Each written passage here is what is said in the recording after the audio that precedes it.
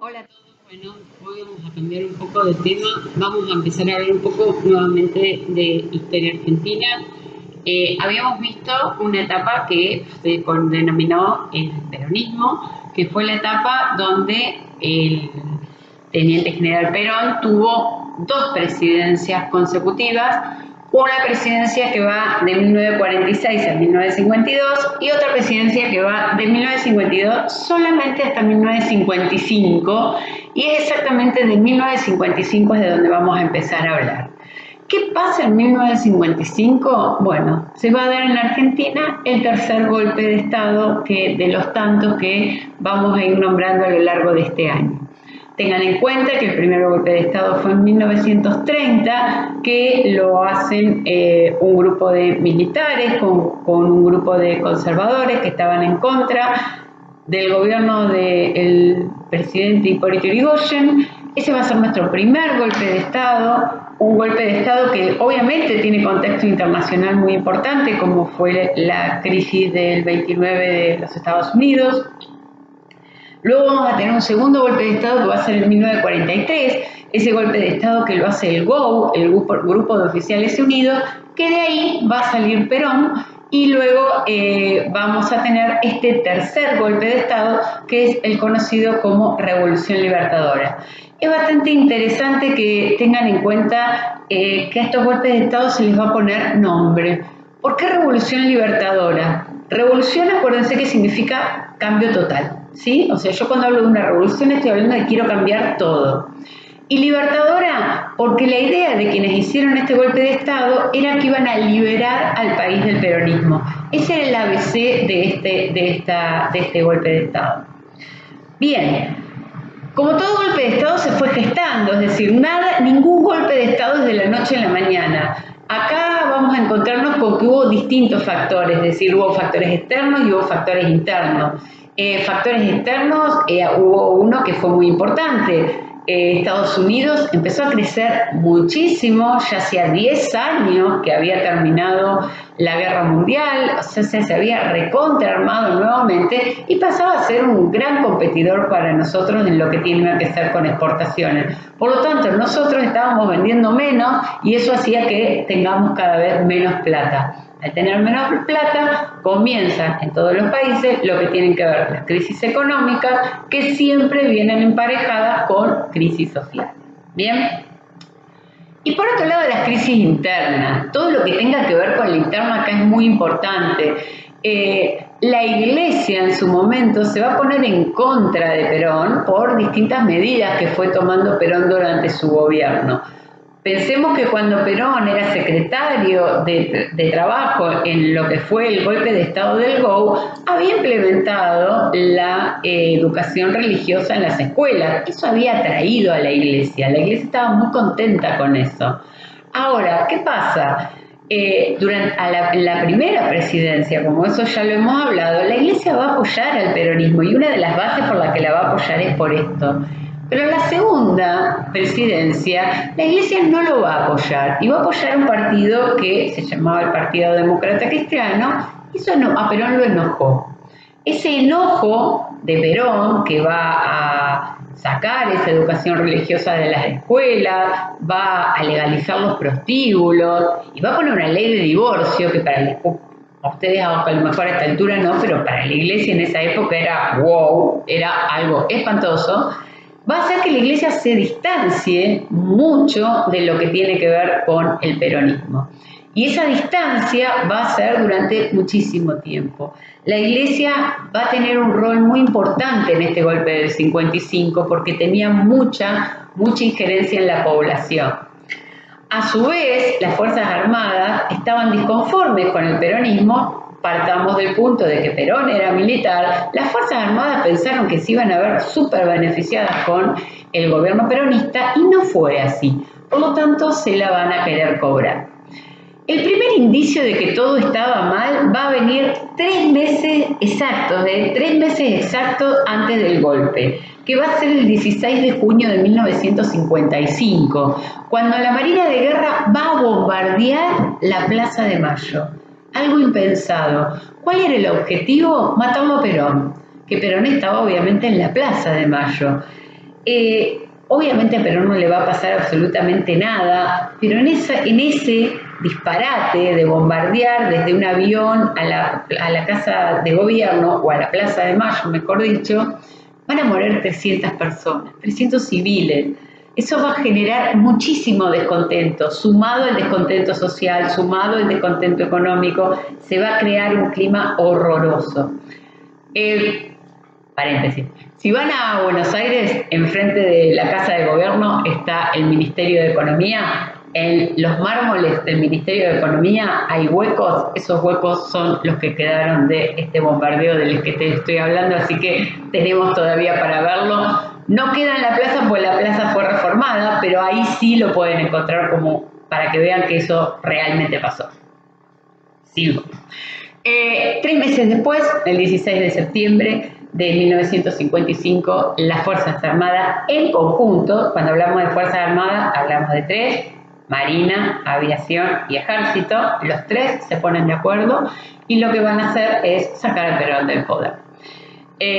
Perón se va a ir de la Argentina, primeramente se va a refugiar en un barco de bandera paraguaya, primero va a ir a Paraguay, más tarde a Venezuela, a Panamá, es como que hace todo un derrotero en lo que tenga que ver acá en América del Sur y finalmente se va a instalar en Madrid, en una casa que nosotros vamos a nombrarla muchas veces durante este año, que se llamó Puertas de Hierro. Esa va a ser la casa de Perón y van a ver que si bien Perón no estuvo más acá en Argentina, Perón va a manejar los hilos de la política desde allá.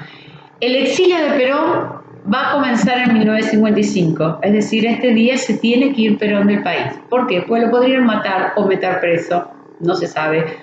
No tengamos en cuenta que es un golpe de Estado, por lo tanto las garantías constitucionales no van a estar vigentes. Así que Perón se fue, trató que no lo mataran. Se va, se refugia, se queda en otro lugar y estuvo 18 años sin que le permitan volver al país. Esos 18 años de exilio van desde 1955 a 1973, que va a ser el año de su regreso. Pero sigamos en 1955. Esta revolución, cuando ustedes vean un golpe de Estado, van a ver que tienen siempre un par de presidentes, nunca es uno solo. En esta etapa ustedes van a ver que las presidencias de la Revolución Libertadora fueron 2. La primera va a ser un apellido Lonardi, que, ¿cómo explicarlo fácil? Lonardi tenía una idea de que él no estaba tan en contra de las medidas del peronismo, estaba en contra de Perón, del que quería que se vaya el Perón. Entonces él dijo una frase que cayó muy bien en algún sector de la sociedad, pero cayó muy mal dentro de lo que tiene que ver con las Fuerzas Armadas, que son las que yo les digo que hicieron el golpe. Ni vencedores ni vencidos. ¿Qué significa ni vencedores ni vencidos? Que no había un ganador, que en este caso podríamos decir que son las Fuerzas Armadas porque se quedan con el poder, y ni vencido, que sería el peronismo, que se tuvo que ir. Él lo que quería era una conciliación, que las cosas estén más o menos armoniosas y que no se genere lo que nosotros, por ejemplo, hoy seguimos hablando de grieta. La famosa grieta en la Argentina existe desde que existe Argentina. Por lo tanto, ¿por qué piensan que va a terminar ahora? Entonces, este peronismo, que yo les digo, obviamente va a sentir que, bueno, no nos vamos tan mal, les va a durar muy poco, porque obviamente Lonardi, dentro de la Fuerza Armada, al decir esta frase, no va a caer muy bien y rápidamente lo van a sacar de la presidencia y van a poner al general Aramburu, que era muchísimo más fuerte y que va a tomar medidas muchísimo más duras que la que estamos hablando anteriormente. Una de las primeras medidas que se van a tomar es hacer un decreto presidencial. Tengamos en cuenta una cosa, que si hay golpe de Estado, las cosas no salen por leyes, salen por decretos, porque el Congreso lo cerramos, no sirve para nada. Entonces todos son decretos. El decreto 4161 va a ser el decreto fundamental de lo que tiene que ver con la Revolución Libertadora. ¿En qué se basa en ese decreto? La desperonización de la sociedad. ¿Qué es lo que querían con ese decreto? Por ejemplo, estaban prohibidas las reuniones públicas que tengan que ver con reuniones políticas, sobre todo del peronismo. Se van a tirar, quemar, romper, todo lo que tenga que ver con imágenes de Perón y Evita, porque no se podía bajo ningún punto de vista ni siquiera mencionarlas. Va a estar prohibido de acá a 18 años, va a estar proscripto en elecciones. Vamos a ver que hubo un par de intentos que vuelve el peronismo y otra vez se va a sacar al peronismo. Este decreto 4161 lo que quería era exterminar al peronismo, que el peronismo no exista más. Con, a mi entender, algo muy infantil que decir, si no lo nombro no existe. No. Yo puedo no nombrar algo, pero no puedo negar que existe. O sea, estuvieron muy mal hechas las cosas. Si bien existió este decreto durante otros gobiernos que nosotros vamos a ir viendo, fue un decreto muy duro en un principio y que terminó al final no siéndolo tanto, porque una prohibición que perdura durante tanto tiempo termina siendo algo negativo y que no se respeta. Esa prohibición de no nombrar al peronismo pasó a ser ridícula más adelante, pero al principio trajo consecuencias graves en el sentido de que hubo gente a la cual metían presa por el solo hecho de saber que eran peronistas, o en algunos casos, como vamos a ver más adelante cuando se vea la resistencia peronista, los matan. Bien. Otro cambio fundamental en esta etapa va a ser la economía. Si ustedes vieron, durante la etapa anterior hablábamos de lo que era un estado de bienestar, es decir, el Estado se ocupaba de lo que tenía que ver con los gastos sociales, bla, bla, bla, bla, bla. Acá volvemos al típico estado liberal anterior al que había aparecido ese estado de bienestar, por distintas razones. Primero y principal, no había más plata. Por lo tanto, las arcas con las que se encontró las Fuerzas Armadas no eran las mismas con las que se encontró Perón.